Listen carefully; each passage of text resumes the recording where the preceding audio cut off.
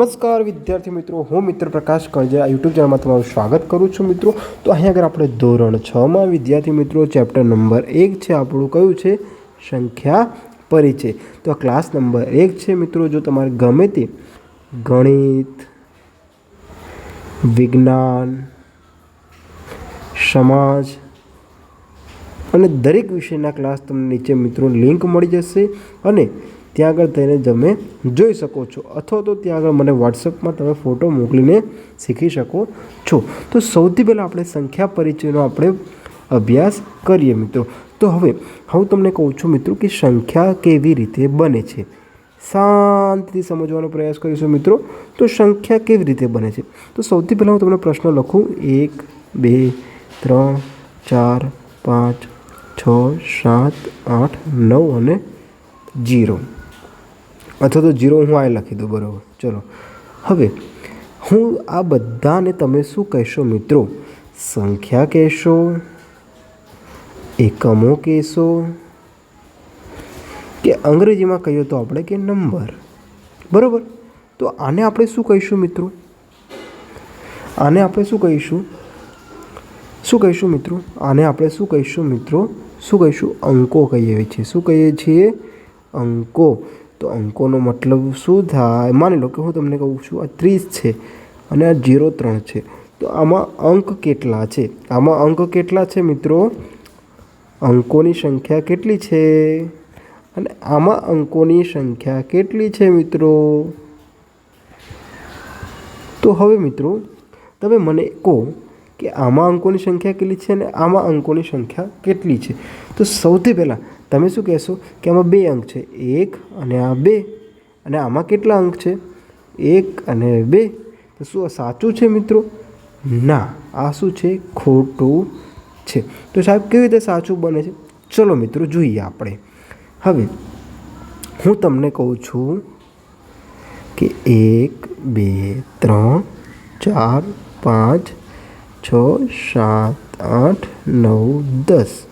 હવે આગળ હું તમને કહું છું કે એકમ કયા છે, અથવા તો ચલો અંકો કેટલા છે? અંકો કેટલા છે?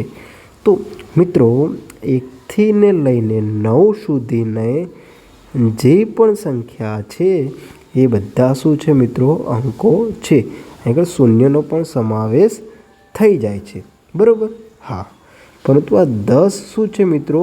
એ અંક નથી. એ શું છે? નંબર છે. શું છે મિત્રો? નંબર છે. ખબર પડી ગઈ? તો આપણે અંગ્રેજીમાં કહીએ તો ડિજિટ છે. શું છે મિત્રો? ડિજિટ છે.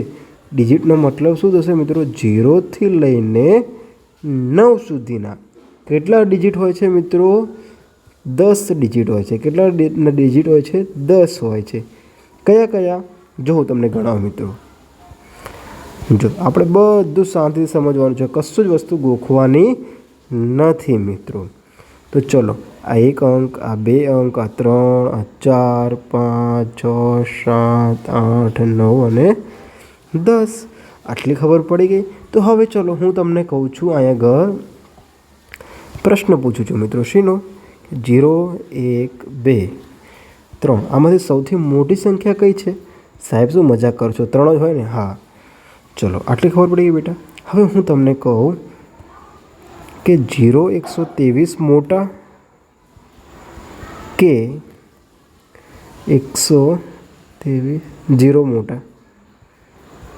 આ તમને મેં પ્રશ્ન પૂછ્યો મિત્રો. તો આ પ્રશ્નનો તમારે મને જવાબ કોમેન્ટ બોક્સમાં કહેવાનો છે કે આ બંનેમાંથી મોટી સંખ્યા કઈ છે. તો હવે આમાં પણ કેટલા અંક છે? 4 અંકો છે. કેટલા અંકો છે? 4 અંકો છે. આમાં પણ કેટલા અંકો છે? 4 અંકો છે મિત્રો. કેટલા અંકો છે? 4 અંકો છે મિત્રો. તો હવે તમે એમ ના કહો કે સાહેબ આ 4 અંકો આમાં છે, 4 અંકો આમાં છે, તો મોટી સંખ્યા તો બંને કહેવાય ને? ના કહેવાય બેટા. કેમ ના કહેવાય? જો હવે સમજવાનો પ્રયાસ કર. હવે જો 0, 1, 2, 3. તો આ અંકોની સંખ્યા કેટલી છે? 4 છે. 1, 2, 3 અને 4 છે. પણ બેટા અહીંયા 0, 1, 2 અને 3 માં આગળ શૂન્યની કશું કિંમત હોતી નથી. જ્યારે અહીં આગળ આપણે લખીએ છીએ 1 2 3 4, તો અહીં આગળ અંકો કેટલા છે? 1 2 3 4. પરંતુ જ્યારે પણ આ પાછળ શૂન્ય આવે ત્યારે તેનું મૂલ્ય શું હોય છે? વધતું હોય છે. કે સાહેબ આ કેમ ખબર પડી? હજુ સમજાઈશ બેટા. ઓકે, માની લો કે આ 100 રૂપિયા છે મિત્રો. તો અહીં આગળ આ જે 100 રૂપિયા છે મિત્રો, આ કેટલા રૂપિયા છે? 100 રૂપિયા છે મિત્રો.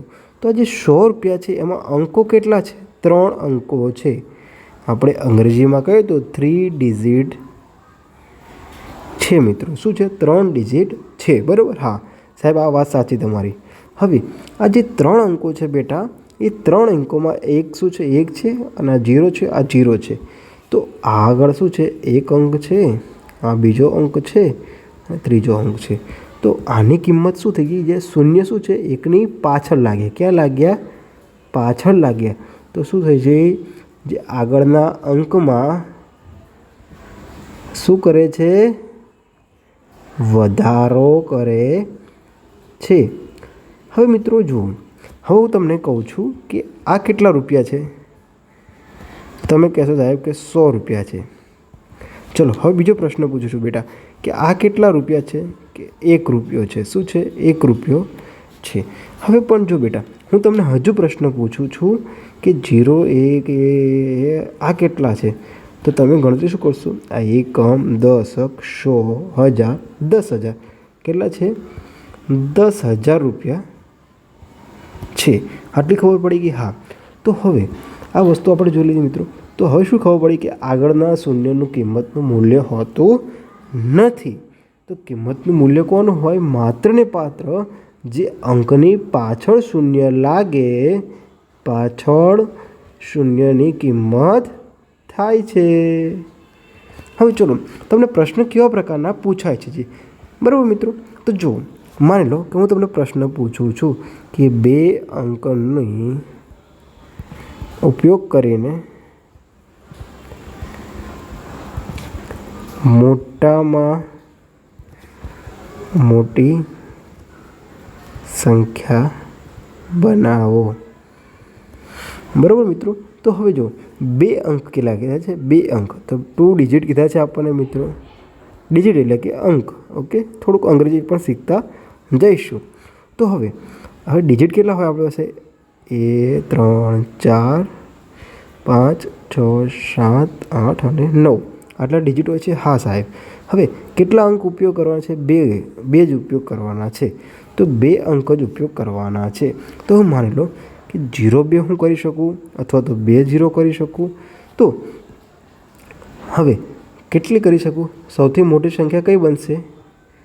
90 બનશે, અથવા તો શું બનશે મિત્રો? 99 બનશે. ખબર પડી ગઈ? કારણ કે કેટલી બનશે? 99. હવે સાહેબ કહો 100 ના બને? હવે જો બેટા 100 બનાવી દો. ચલો હા. તો કેટલા અંક થઈ ગયા? 1 2 3. તો આ 3 અંકની આપણે પૂછ્યું તો શું? માત્ર ને માત્ર 2 અંકની મોટામાં મોટી સંખ્યા બનાવો. હવે સાહેબ તમે કેમ 2 વખત 9 લીધા? જો આ ભાઈ પ્રશ્ન થાય. હા બેટા, થવો જોઈએ. 0 9 લખી શકું, અથવા તો 90 લખી શકું. તો હવે આમાંથી બંનેમાંથી મોટી સંખ્યા કઈ? આ કેટલા છે? 9 છે, અને આ શું છે? 90 છે. ખબર પડી? ક્યાં આગળ 0નું મૂલ્ય આગળ કશું હોતું નથી.